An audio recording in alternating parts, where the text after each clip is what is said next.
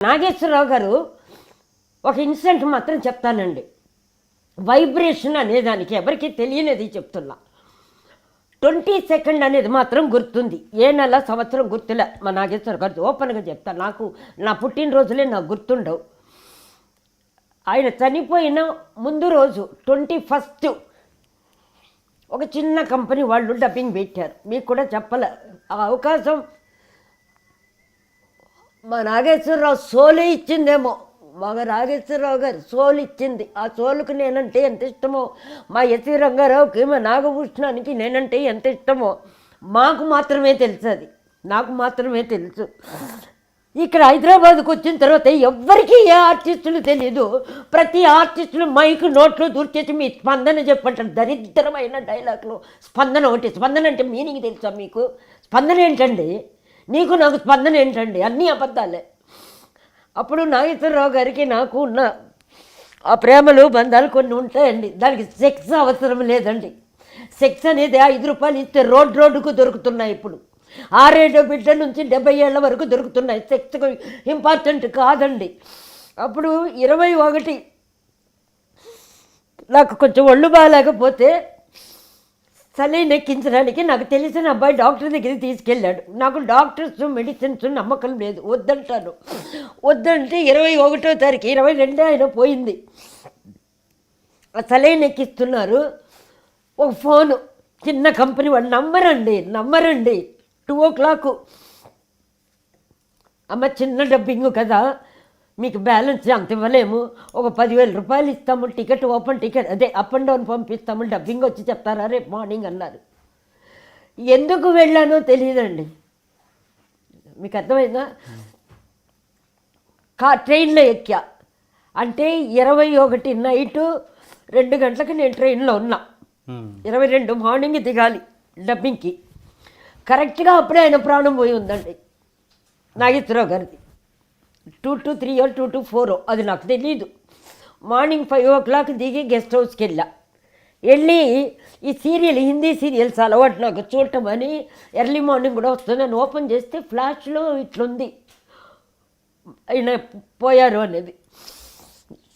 మీకు నాకు ఏడుపు రాలే, షాకులా, ఏంటో బ్లాంకు. ఇదేంటి చూస్తుంటే ఆ మిడ్ నైట్ పోయి ఉన్నాడు ఆయన. సోల్ ఉందనే దానికి నేను నిదర్శనం చెప్తున్నాను. అట్లాగే 4-5 ఇన్సిడెంట్లు ఉంది. రంగారావు గారికి నాకు ఉంది, ఛాయాదేవికి నాకు ఉంది, మా రాజబాబుకి నాకు ఉన్నా కూడా జరగలే. వాడు నాకు సొంత అన్న కంటే ఎక్కువ. సరే నేను వెళ్ళి దిగా. కరెక్ట్గా 6:30కో 7కో వాణిశ్రీ ఫోను. ఆ ప్రొడక్షన్ వాళ్ళు ఫోను లేదు, నాకు డబ్బు పంపి టికెట్ ఇచ్చిన వాడు రాను లేదు, గెస్ట్ హౌస్లో దింపేశాడు. ఫ్లాష్లో చూస్తే నాగేశ్వరరావు గారి దగ్గర ఇలా ఉంది. నాకేమీ తెలియదు, ఎవరికి ఫోన్ చేయాలో నంబర్లు తెలియదు, ఎలా వెళ్ళాలో తెలియదండి. అప్పుడు నేను అట్లాగే ఉన్నా, కొంచెం అప్సెట్లో. ఒకే ఒక చీర పెట్టుకొని వెళ్ళిపోయా, ఏమి తీసుకోవాలా. అంటే ఎలా పిలిపిస్తుంది సోల్ అని చెప్పడానికి మీకు చెప్తున్నానంటే చాలా జరిగింది నాకు. వెళితే వాణిశ్రీ ఫోను, ఏమే నువ్వు ఎక్కడున్నావు, ఇలా అయిందంట అంటే, అవును అని నేను ఇప్పుడు చూశానంటే, నువ్వు ఎక్కడున్నావు అంటే, హైదరాబాద్కి ఇప్పుడే వచ్చానన్నా. అయితే 8 o'clock 8:30కి రెడీగా ఉండు, నేను వచ్చి పికప్ చేస్తాననింది. ఎలా చేస్తాననిందండి? ఎవరు చెప్తే చేశారు? ఒక్కటే అక్కడండి. అదే ఆత్మ సంబంధాలకి ఎవరు పిలవక్కర్లా, పోక్కర్లా, వాళ్ళకు వెహికల్స్ బండెక్కర్లా, వచ్చేస్తుంది. ఏదో కారణంతో సోళ్ళు రప్పిస్తుంది. అక్కడి నుంచే నాకు నమ్మకాలు ఎక్కువ అండి. సరే వెళ్ళామండి. అక్కడికి వెళితే ఆయనకు సంబంధించిన 2-3 మ్యాక్సిమం నన్ను హట్ చేశారు అన్నపూర్ణ స్టూడియోలో. హట్ చేస్తే నేనేం మాట్లాడండి, ఎప్పుడు ప్రకృతితో చెప్తా, నీ ఇష్టం బాబా, నీ ఇష్టం బాబా, నీ ఇష్టం బాబా అంట. అవమానం మాత్రం పరచకూడదు, నాకు రిజల్ట్ కావాలి అంట, అంతే. ఇంకంతకంటే భక్తిన గబని ఒక ఆర్టిస్టు పరిగెత్తుకొచ్చి నన్ను ఎత్తుకుపోయాడు అక్కడ కూర్చోబెట్టడానికి. లోపలికి రాకూడదు అనింది ఒక ఆవిడ.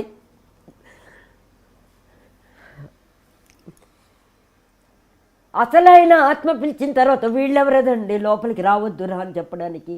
ఆ కాన్ఫిడెన్స్ నాకు ఉంది. ఏదో ఒకటి మిరాకిల్స్ అంటారు దాన్ని. ఏదో ఒకటి ఆయనకు నాకున్న దగ్గర సంబంధానికి తగిన ఇన్సిడెంట్ జరుగుతుందన్న నమ్మకం మాత్రం నాకుంది. ఎంతమంది వచ్చినా రాకపోయినా ఆ సోల్ బలం వేరు. అప్పుడు కూర్చున్నా, 2-3 పెద్ద హీరోయిన్లు, అప్పటికి ఫేమస్లో రైట్ హ్యాండ్లని కొన్ని ఆర్టిస్టులు ఉంటారు హైదరాబాద్లో. వాళ్ళు చిన్న ఆర్టిస్టులు అయినా పెద్దవాళ్ళకి రైట్ హ్యాండ్ అయ్యేటప్పటికి వాళ్ళకంటే వీళ్ళు పెద్దవాళ్ళు అయిపోయి మనల్ని చిన్నగా చూసే కేసులు చాలా ఉన్నాయి అక్కడ. మీకు అర్థమైందా క్లియర్గా? అంటే వైలిన్స్కిను కొన్ని పనులకు రైట్ హ్యాండ్గా ఉంటే వాళ్ళు గొప్పోళ్ళు కింద లెక్క. వాళ్ళకు మర్యాద ఏముంటుందండి, అసలు గౌరవం ఏముంటుంది? మరి మీకు జరగలేదా ఇన్సిడెంట్? నాకు జరిగింది, అక్కడ చెప్తాను మీకు. అందరూ అవాయిడ్ చేశారు, తోశారు. ఒక హీరోయిన్ కూడా నన్ను తోసింది, ఏం మాట్లాడలా, సైలెంట్గా ఉన్నా. పోయాను, నిలబడ్డాము. మన టబు, మన అనుష్క వీళ్ళు వచ్చారు, నా దగ్గర పట్టుకున్నారు, నిలబడ్డాం. ముందు రోజు అండి ఇది, ముందు రోజు అప్పుడే వచ్చి దిగుతా ఉంది, అయిపోయింది. నెక్స్ట్ డే ట్రైన్ 4 గంటలకు టికెట్ బుక్ చేశారు. ఇంతవరకు డబ్బింగ్ వాళ్ళు లేదు, వాళ్ళు లేరు సీన్లో. వాళ్ళు దానికి నన్ను తీసుకెళ్ళడానికి ఒక ఇన్స్ట్రుమెంట్ అంతే. నాగేశ్వరరావు సోలుకి ఆ ప్రొడ్యూసర్ని యూజ్ చేసుకున్నారు. వాళ్ళ ముఖమే తెలియదు, వాళ్ళు రానేలే. 10,000 ఉంది, సూపర్ టికెట్ ఉంది. ముందు రోజంతా ఉన్నా. నెక్స్ట్ డే పెట్టారు, చాలామంది తోసేస్తున్నారు. లోపల అరుగు మీద ఆయన పెట్టారు, రౌండ్ తిరుగుతున్నారు ఇంటి ఫ్యామిలీ మెంబర్స్. ఆయన్ని ముఖం చూస్తేనండి, నేను 55 ఏళ్ళుగా అంత అందంగా ఎప్పుడు చూడలేదనండి ఎవరి ఫేస్ని. నాగేశ్వరరావు గారి ఫేస్ని అంత అందంగా నేను చూడలేదండి. ఒక మనిషి చనిపోయిన తరువాత అందంగా ఉంటారనేది ఒక సెయింట్స్ ఉంటారు. ఎట్లా చెప్పాను, భక్తులు కూడా సెయింట్స్, అవధూతలు ఉంటారు. అది వేరేనండి. అది అన్నీ చెప్తే మామూలు వాళ్ళకి అర్థం కాదండి, దానికి భాష కూడా నాకు రాదు. ఆ ఫేస్ అందం ఏంటి అది అప్పుడు నాకు అనిపించింది, ఆయన అలాగే ఉంటాడు. అందం ఏంటి, క్వశ్చన్ ఏంటి, ఆయన అలాగే ఉంటారు. ఓకే, ఆయన అంత అందంగా ఉంది కళ్ళతో అనేసి అందరూ తిరుగుతున్నారు. మానసికంగా నేను తిరుగుతున్నా. అంటే ఫ్యామిలీ మెంబర్తో నేను తిరగలేను. ఫ్యామిలీ మెంబరు డబ్బులు ఇవ్వడానికి, ప్రాపర్టీ ఇవ్వడానికి, బంధానికి, బ్లడ్ రిలేషన్కి అని కాదు కదా. మానసిక సోల్ ఒకటి ఉంటుంది కదా లోపల. ఆ బంధం తిరగాలి, ఏం చేయాలి అన్న. మా వెంకటబాబు పెద్దోడు తిరిగినప్పుడల్లా నన్ను ముట్టుకొని తిరిగాడు 2 సార్లు. అటాచ్మెంట్ అర్థమైందా మీకు? అంటే నేను తిరిగినట్టే. ఆ చిన్నవిలో చూపిస్తాడండి ప్రకృతి మనకి. అది గమనించాలి. ఎరుకలో గమనిస్తే అవి ఎందుకు జరుగుతాయో తెలుసు. అట్లాంటి వైబ్రేషన్ అక్కడ ఎన్ని వేల మందికి జరిగిందండి. రమాప్రభుకి జరిగింది, మిగతా వాళ్ళంతా రావడం. నటించాడండి ఒక ఆర్టిస్టు. మా బాబు నాగార్జునని పెట్టుకొని ఏడుస్తున్నాడు, అటుపక్క కన్ను కొట్టడం నేను చూశానండి కళ్ళతో. ఆ బాబుకు అది కూడా అర్థం కాల. అలాంటివి ఎన్నో ఉన్నాయి, చెప్పలేము, లోపల పెట్టుకోలేము. అంటే ఆ బంధాలు కూడా దూరం అయిపోతున్నాయి, డబ్బుకి డబ్బాలు దూరం అయిపోతున్నాయి. 3వ మనుషులు వచ్చి ఫ్యామిలీలో చేరేటప్పటికి అవన్నీ బాధేసింది. రోజు అడిగా ప్రకృతిని, బాబా ప్లీజ్ నన్ను పంపించేని. కరెక్ట్గా ఇక్కడికి వచ్చేసా, చెప్తున్నానండి. అట్లా తిరిగిన తర్వాత 2:30 ఏదో 3 అవుతుంది. ట్రైన్కి వెళ్ళాలి, కారు లేదు, ఆటో తెలీదు. లోపలికి వెళ్తే గంధం పెడుతున్నారు అందరికీ. ఎలా దూరానో లోపలి గబగబాని దూరేసాను. ఒక రౌండ్ కొట్టి ఆయన గంధం పెట్టేసా నా చేత్తో. అక్కడ ఇంటి వాళ్ళు మాత్రమే ఉన్నారు, నేను ఇంటి వాళ్ళు కంటే దగ్గర ఉన్నా. పెట్టేశాను, వచ్చే బయట కరెక్ట్గా ఒక కారోడు మిమ్మల్ని డ్రాప్ చేయాలమ్మా అని అడిగాడు. ఎక్కడ డ్రాప్ చేస్తావన్నా? మీరు ఎక్కడ చెప్తే అక్కడ అన్నాడు. ఎందుకు అడుగుతున్నావు అంటే, ఊరికే అడిగాను మా, ఊరికినే ఉన్నాను కదా అన్నాడు. మరి ప్రకృతి కాదండి ఇది యాక్సిడెంటా? ఇది మీకు జరిగిందా ఎప్పుడన్నా? మీరు ఎన్ని కాకాలు పట్టాలి, ఎన్ని డ్రామాలు చేస్తే ఆ ఇన్సిడెంట్ దొరుకుతుంది. సూపర్గా దొరికింది నాకు. నేరుగా దింపి నాకు కంపార్ట్మెంట్ వరకు చెక్కించేసి వెళ్ళాడు. అంటే అది చాలా తక్కువ చెప్పానండి. ఆ ఫీలింగ్స్లన్నీ చెప్పలేము, అట్లా జరుగుతుందండి. అలాగే రంగారావు గారిది చాలా పెద్ద ఇన్సిడెంట్లు ఉన్నాయండి నాకు. అది ఏ హీరోయిన్కి జరిగిందండి? అంటే షూటింగ్లో కూర్చొని 4 డిన్నర్ తినడము, షాపింగ్ పోవడము, 4 జోకులు వేసుకోవడం, అది కాదు. నువ్వు వంట రూమ్లో పిల్లకి వెళ్ళగలిగావా? అది ఒక క్లోజ్నెస్. బెడ్రూమ్లో పిలవకుండానే వెళ్ళి బెడ్రూమ్లో ఓపెన్ చేసి మంచంలో పడుకొని ఆవిడ బీరవ తెలవగలిగావా? అది ఒక ఫ్రెండ్షిప్. బాత్రూమ్ లోపలికి వెళ్ళి ఆవిడకి వీపురుద్ది మీరు సేవ చేయగలిగారా? అలా చేసిన వాళ్ళు 100 ఆర్టిస్టులు ఉన్నారు రమాప్రభ. అందుకని రమాప్రభకు తెలిసినంత ఎవరికి తెలియదు కాబట్టి సగం మంది నన్ను ఇక్కడ కట్ చేశారు హైదరాబాద్కి వచ్చాక. ఇంకోటి చెప్తున్నా, మా అసోసియేషన్ ఓపెన్ చేసినప్పుడు పైన అదేదో ఒకటి వేస్తారు బుక్లో, నాకు అది తెలియదండి, పైన ఒక 10 మంది పేరు గౌరవమా ఏదో ఒకటి, దాంట్లో స్టార్టింగ్ రమాప్రభ పేరు కూడా వేశారు. అప్పుడు రమాప్రభ షిఫ్ట్ అవ్వాల. ఎప్పుడు రమాప్రభ ఇక్కడ షిఫ్ట్ అయిందో నిన్న పెళ్ళాడిన తర్వాత అక్కడ నేమ్ తీసేశారు. ఎందుకంటే వీళ్ళందరికంటే నేను అక్కడ గొప్ప మెద్రాసులో. ఇప్పుడు ఇక్కడ నన్ను గొప్ప చేస్తే వీళ్ళు తక్కువైపోతారు చరిత్రకి. ఇది ఉంది కదా, ఇది ఉంటే మొత్తం దేశం ఉన్నట్టు అనుకుంటారు పాపం వాళ్ళు పిచ్చోళ్ళు. ఆయన అనుకుంటే కాలు కింద జారిపడితే కూడా చచ్చిపోతాము, ఒక చిన్న దురద వస్తే చచ్చిపోతాము, ఒక చిన్న మునికి గుట్టుకుంటే సెప్టికే చచ్చిపోతాం. మీకు అర్థమైందా చెప్పడం?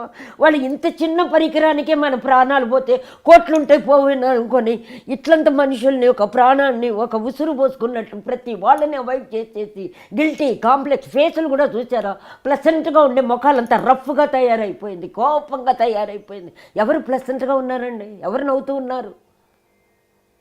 ఎందుకు ప్లసెంట్గా లేరు? అది చూశానండి ఆ చిన్నబాబు ఎన్టీఆర్ బాబు దగ్గర ఈ మధ్య. ఏంటి ఎంత ఫిలాసఫీ మాట్లాడుతున్నాడు, అంత చిన్న వయసులో అంత జ్ఞానం ఎలా వచ్చేసింది? ఎంత దెబ్బ తగిలినా కూడా వయసుకు వచ్చే అనుభవం కాదండి అది, వచ్చే మెచ్యూర్డ్ కాదది. అది ఓన్లీ జన్మలో వచ్చింది అది, అది జన్మలో వచ్చింది అది, అది జన్మ ఉంటేనే వస్తుంది అది. ఏమో నాకు తెలిసినంతవరకు, మిగతా వాళ్ళది నాకు వద్దండి, అనవసరం. నాకు చూడాలని కూడా అనిపించదండి. భక్తిగా ఉన్నవాళ్ళు ఏం మారారో చూస్తున్నా, తపస్సు చేసిన వాళ్ళు ఏం మారారో చూసా. బట్ ఇతను మామూలు పిల్లాడు, జోకులు వేసుకుంటూ సెట్లో ఉన్నారు. ఏంటంటే ఆ మాటలేంటి, ఆ లుక్ ఏంటి, ఆ మాట్లాడేటప్పుడు ఆ కాన్ఫిడెన్స్ ఏంటి, ఆ స్టడీనెస్ ఏంటి, 2 ప్రోగ్రాంలో చూసి నాకు ఎందుకో ఒళ్ళంతా జలధరించిందండి. బాబా ఇదేంటి, ఇది గిఫ్ట్, తను హ్యాపీగా ఉండాలి, బాగుండాలి, అమ్మ ఎచ్చుండి చాలని ఇంత చిన్న వయసులో.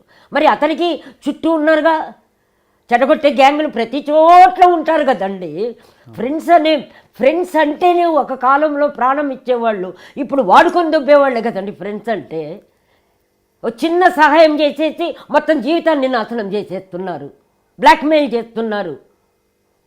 అది స్నేహం అవన్నీ నాకు లేవండి. అట్లాగే కదండి మా సావిత్రమ్మది పోయింది. సావిత్రమ్మ కూడా స్నేహితులు ఎవరు లేరండి. అమ్మకి లేదు, అమ్మది ఉండి ఆ సబ్జెక్ట్ మళ్ళీ చెప్తా, అయిపోయిందని. అది ఎన్టీఆర్ది అయిపోయింది, ఆ ఫిలాసఫీ అయిపోయింది. వాళ్ళు ఏం చేశారు, అసోసియేషన్ నుంచి టక్కుని అక్కడ పేరు తీశారు. మీరు కమిటీ మెంబర్ అని 10 మంది అంటే అది నాకు తెలియదు. కమిటీ మెంబర్కి ఏదో రాయండి ఓట్ల కంట, అది ఏమని తెలిస్తే కదా రాసేసా. నాకు నిజంగా సబ్జెక్టులు తెలియదండి.